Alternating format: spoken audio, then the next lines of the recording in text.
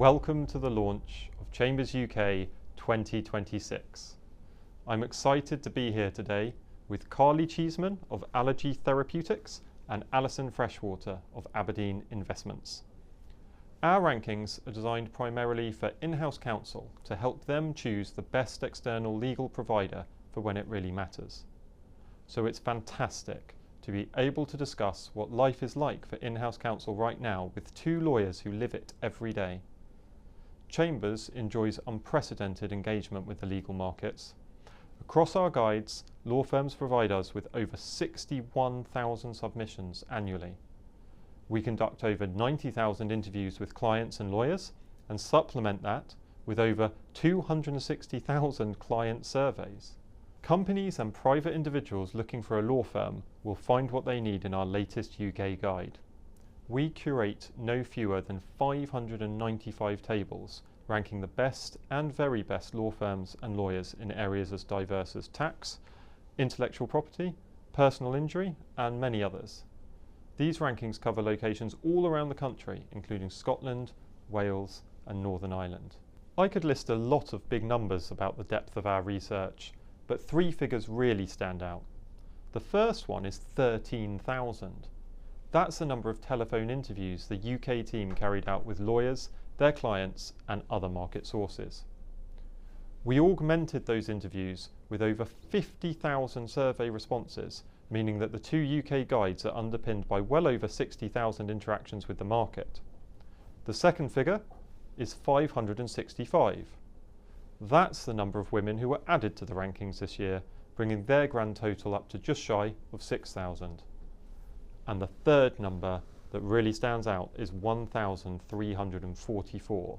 That's the number of associates we rank, with partners representing 10 times that.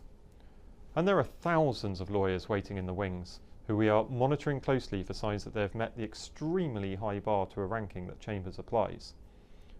I'm also pleased to say that we have some new tables this year. We've revamped our coverage of banking in London, which now views the market through the lenses of corporate finance and leveraged finance. We have new tables for artificial intelligence and the representation of shareholder activists. As ever, every one of our existing sections has been researched and reviewed in depth and updated to reflect the most recent market movements. Departments have been scrutinised for the sophistication of the work they act on, their bench depth, and the quality of their service from the point of view of their clients. Each lawyer has been analysed along similar lines regarding their own personal contribution. So, please join me as I discuss with in-house counsel what matters to them. So Carly, thanks for joining us. Perhaps we could start by talking about how the role of in-house counsel has evolved over the course of your career. When I left law school and went into the workplace, I joined a very small limited company, but I had a theoretical knowledge of the law, and then applying that in-house, you're having to learn from your colleagues and get that commercial aspect that you just simply didn't have, and you're then applying advice with that business lens that you don't have from your education. But in terms of how the role of in-house counsel has changed across the years, I would say that we're certainly required to be a lot more commercial, to provide a commercial advice outside of legal advice, to advise where there is value leakage in a contract, where clauses could be tightened, where risk could be mitigated, but where the deal could just be better for the company. So, whereas you used to be more of a backstop, someone to go to when there's a problem, are you now more proactive? Yes, I mean, I think the role has changed so much that you become almost the go-to. We don't know who to go to, but we know that you're the safe pair of hands, and we know that you will give us sound advice, legal or otherwise. We know that you're working in the best interest of the company, and we also know that you're not a yes man. So there's a balance to be had with that, because giving somebody a no answer or a not yet needs to be followed up with the why, and the why needs to be explained in such a way that they understand it and they accept it. But I mean, moving backwards, I think maybe 10 years ago, 15 years ago, you'd have colleagues come to you and say, I just want you to review this particular clause. Now they want you to review the whole deal. and they want you to be part and parcel of the negotiations with the client. They want you to be part of the discussion and in the room, and that has evolved. You're not sort of sitting behind a commercial team who are doing the doing and you're sort of feeding them an answer every now and again. You are leading that negotiation and also talking to your team about tactics. How are we going to present this? How are we going to even handle this dispute? There is a way that has evolved where you've moved to the forefront rather than being sort of at the back watching everybody else move forward and providing the advice when they come back into the room. And is it possible to talk a little bit about how you actually go about choosing external counsel? Yeah, of course. So for me, it's very much, one, do they have the expertise that you need for the particular problem? Of course. But two is, again, just like any business, on a personal level, can you work with these individuals? Can they anticipate your needs? Can they advise you in a way that you understand, that your business understands? They know your business and they anticipate the changes. They understand that with leadership changes there will be a difference in the business, and they take time to understand that. What's the risk appetite now? How has that affected the company? Are there going to be changes in policy? Can we help you with that? And they are very aware of the situational changes in the company and they anticipate them with you. So for me, when you're choosing what law firm you're going to instruct, yes, of course it's about the firm, then yes, it's about do they have the experience, but also it's the individual that you're working with. And how frequently do you refresh those choices? How complacent can law firms get? I mean, we can get complacent, can't we? And we all have busy lives. It is something that is so worthwhile doing, because inevitably an in-house counsel, it'll happen to everybody, but you'll get to a point where you need advice and then, oh, actually, we can't act for you, I'm terribly sorry, we have a conflict. And if you have all your eggs in one basket, that makes this really difficult. But also when you're in-house, you should be thinking about your company. And is it right that you always get the biggest and the best law firms to do the work? And should you have a panel that you can that you can adapt to, that you can give this is a huge piece of work, we're going to need lots of people to help us on it, and therefore it does need a big firm. But likewise, would a regional firm who have equal expertise be able to do sort of the everyday contracts? Of course they could. Is it possible to talk about any mistakes that a law firm could make, or kind of common annoyances that you have with external counsel? So I haven't come across many, but inevitably it will happen. And I think for me, understanding your client and also understanding the pain of being in-house counsel, which it happens, but everything comes across your desk all at once and you need to very quickly prioritise, what am I going to do, what am I going to send out? And actually instructing law firms, it's a big deal and it takes a huge amount of time, and we always seem to downplay that. When you instruct and you instruct properly, it does take time and you are needed to provide advice backwards and forwards, provide the documents, go away and gather further information. When you are at a point where all of that work is coming in and you are the one holding everything up, that's quite critical for you. And what the law firms can bring to that is to make it easy. And the best ones really do. They will give you the list. Who do I need to talk to? Let me see what I can do instead of having to come and bother you for that. And they anticipate that you are sort of at saturation level and you need them to work in the business to go away and get that information and not draw from your time. And do you tend to instruct firms or lawyers? What I'm thinking about is how much would you mind if a lawyer you worked with closely jumped from firm to firm? You will always get the individual that you want to work with and then you follow them.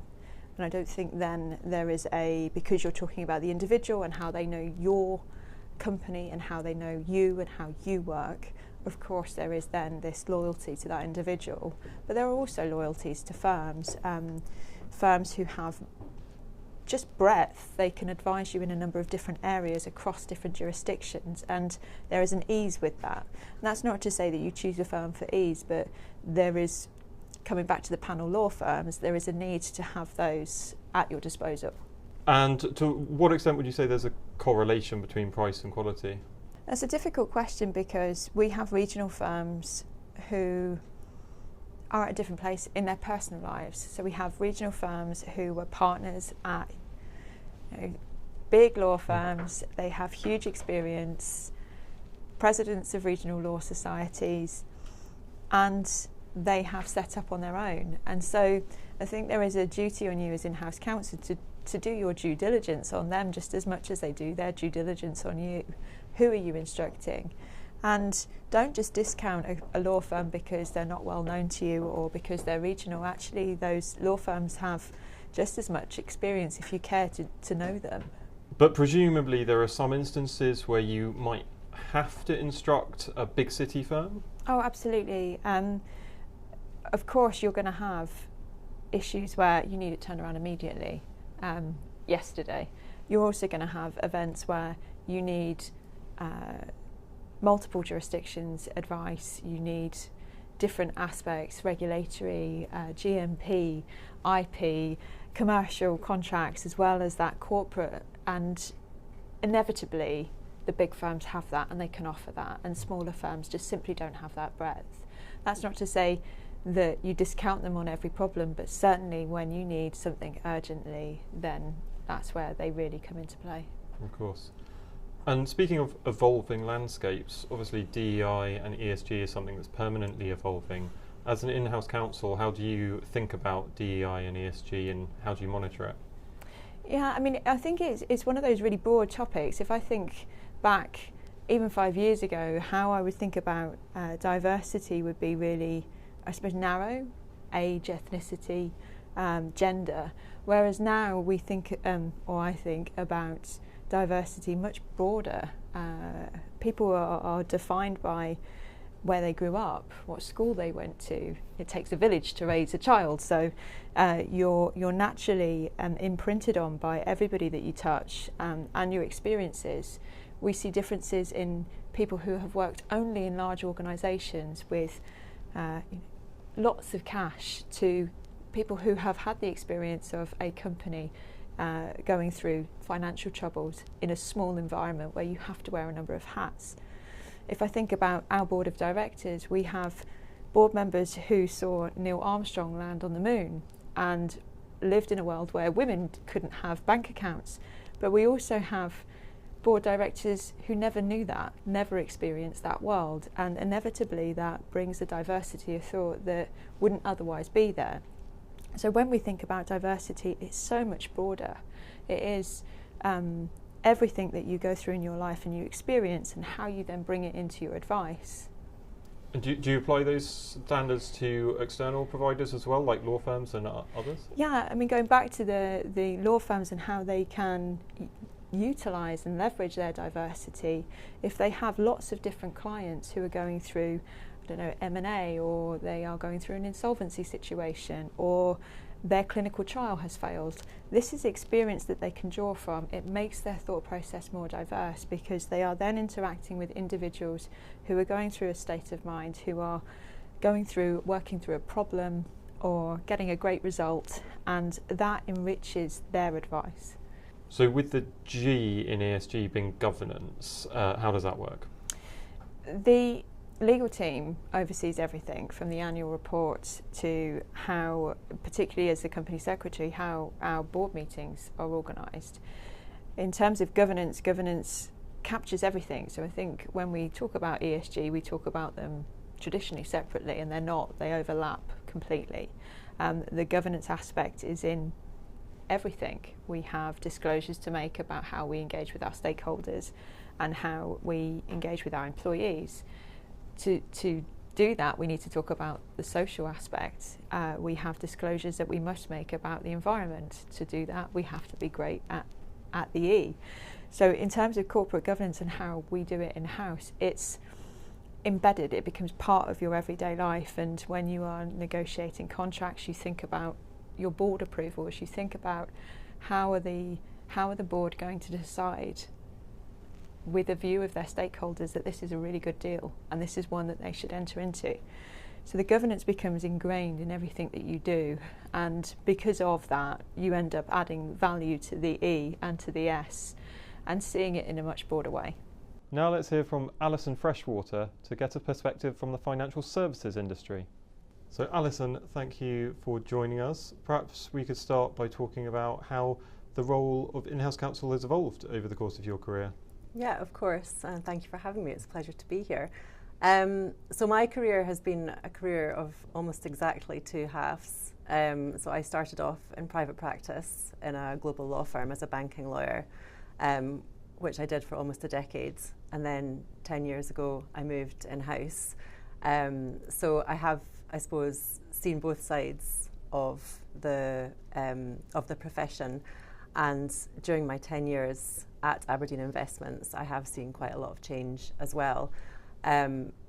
Change which for me has been really interesting. I think my role, especially in the team that I'm in just now, which is the head of private credit structuring, which is the legal team that supports the private credit arm of the investments business.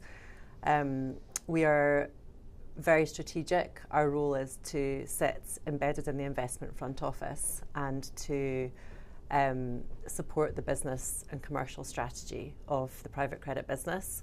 So we're right on the coalface of everything that's happening, and we're brought into the process, I would say, much earlier than in the past, and we're helping to feed into those commercial discussions and into the shaping of the business strategy, and hopefully helping with that process, looking at potential structures, whether that's fund structures or deal structures, and being innovative to see what is possible, how far we can, we can create new solutions, but while all the time managing the appropriate risks that might come about with that structure. So you're more involved in the strategy than in-house counsel used to be. What does being involved in the strategy really mean? What does that look like? So Aberdeen is, our UK strategy is to be the leading wealth and investments group in the UK. At the half year, we managed and administered over £500 billion of assets on behalf of our clients. My part of the business is private credit, so we cover private placements, commercial real estate debt, fund financing, and infrastructure debt. And as you'll know, private credit is very much a growing business. It's been in the headlines quite a lot in the past couple of years, and so our strategy is to grow the business. That is very simply what our strategy is. It's become a much more competitive market. We've been doing private credit for well over 10 years, but there are a number of new entrants to the market now, so we are having to be more innovative and more imaginative to ensure that we can offer a wide range as possible of products to attract as many clients as possible, and then also within that offer as many different types of investment to those clients so they see the full breadth of offering and they have all of those options available to them. So we are a specialist asset manager, and we are very keen to help find those solutions to make sure that we are always offering the best service to our clients and that we're attracting the largest client base. And having worked in private practice extensively, does that give you more of a sense of empathy with the private practice lawyers you engage with? Absolutely, yes. I've seen both sides of the coin, and yeah, I think it very much does. You see a huge variety. Obviously, different firms service different clients and have different areas of expertise. We are working across. Obviously, they're all credit transactions, but the structure of the transactions varies quite drastically. We're not just doing multiple versions of the same deal. So we're working with a variety of lawyers in different specialties, and we're working globally. My team supports, the global credit business. So we're also working with a lot of different jurisdictions. So yeah, I certainly have some sympathy for the hours that sometimes the private practice lawyers can work. But I also really appreciate, when we get a good level of service, I understand what goes into that, and, we really value that. And how do you go about choosing your external counsel? So we first and foremost build relationships. Relationships are very important to us. We are quite a small team of lawyers. We have fund structuring specialists and we have financing execution specialists, but we can't be experts in everything across the whole range.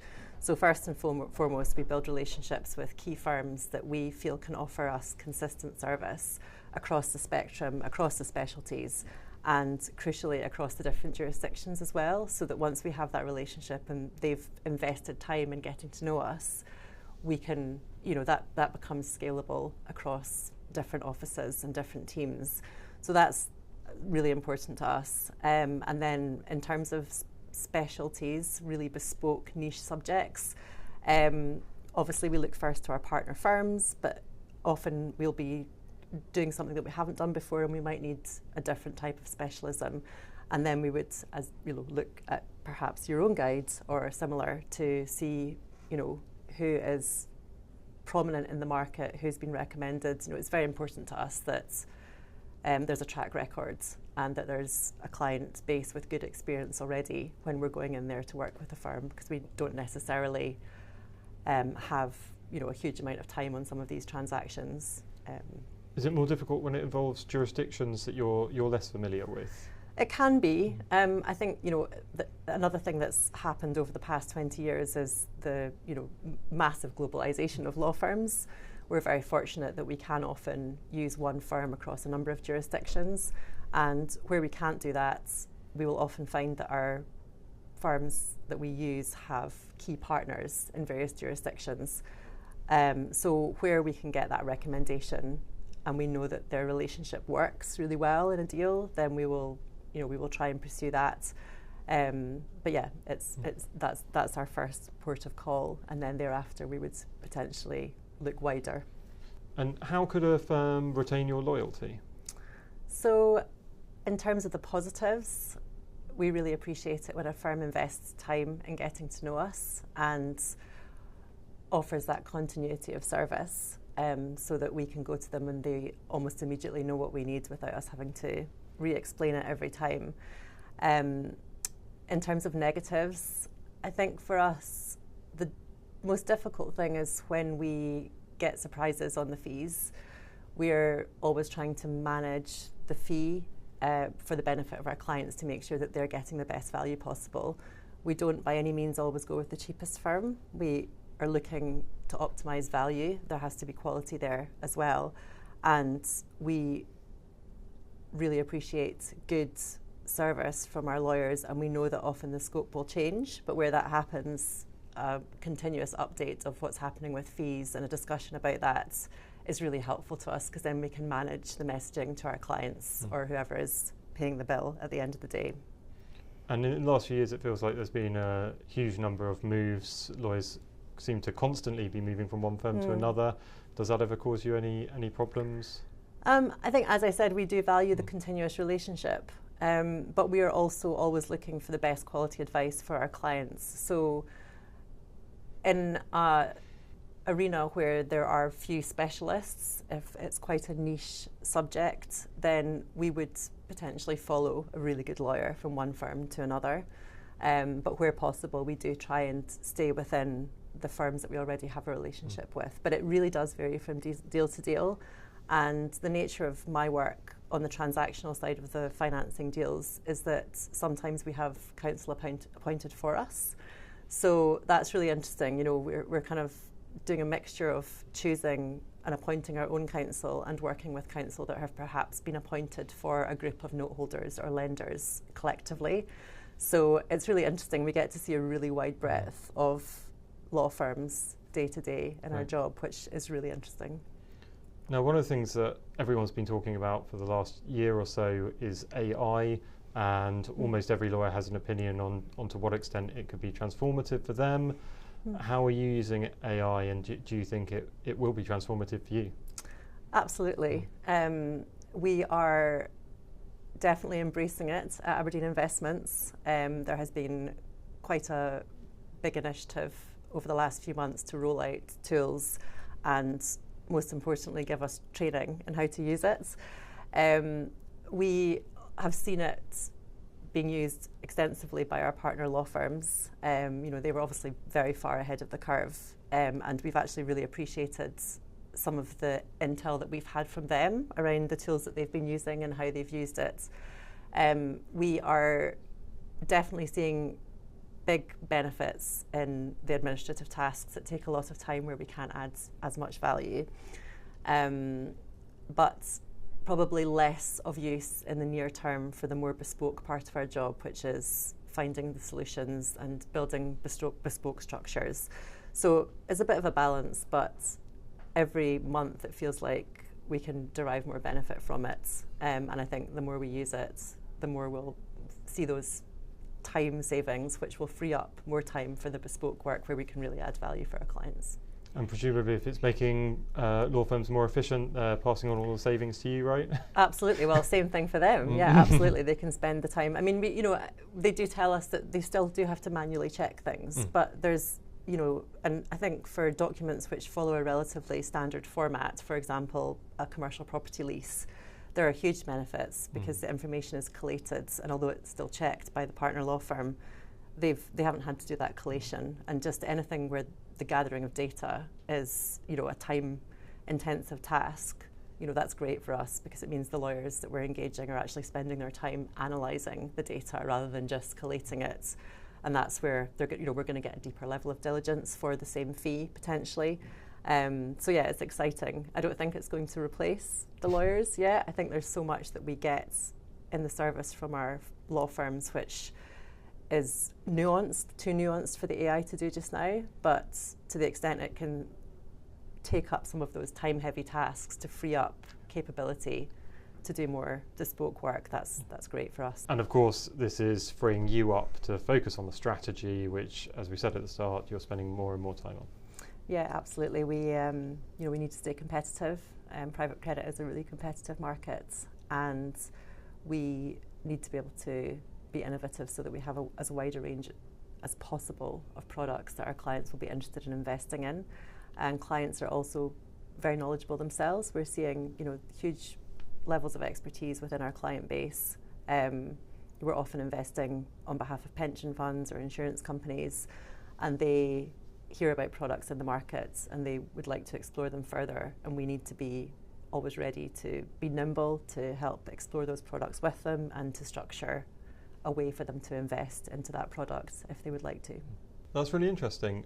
Thinking about junior lawyers, I'm curious to know how the law firms you interact with introduce you to junior lawyers. Sure. So there are two themes I suppose I would bring out here. The first is that depending on the nature and the complexity of the matter we're instructing the firm on, there's a real benefit to us in having some depth in the team that's supporting us. That helps with obviously with the fee structure, most obviously, but also some of the tasks are better suited to lawyers of different experience, and we find that firms are generally probably increasingly good at introducing us to the more junior members of the team. Business development is no longer just with the partners. And the second theme, which is important to us, I've already mentioned the ongoing relationship that we have with partner firms. So for us, there's a huge benefit in getting to know the more junior members of the team, and we build that relationship early, and if we stay with that firm for a long period of time, we will see them grow and progress, and ultimately they will become the partners that will be our key relationship leads in the future. So we've already seen that play out over the past 10 or 11 years with the firms we use at Aberdeen Investments, and that's strengthened our relationship with them, hopefully in both directions as well. And there has been a lot of talk recently about NQ salaries and the war in that respect, and how high they're getting. Is that something you think about particularly, or do you see that more as just the law firm's own business? I think it's the law firm's own business. Part of my team's job is to ensure we get good value in terms of fees, and the level of service is good and proportional to the fee that we're paying. Beyond that, it's very much the law firm's business. Well, that's been really interesting, Alison. Thank you so much for joining us. Thank you very much for having me. We hope that today's conversations have been of interest to you. More information is available that explores findings from our year of research. On behalf of the research team, that's all for today. Thank you and see you soon.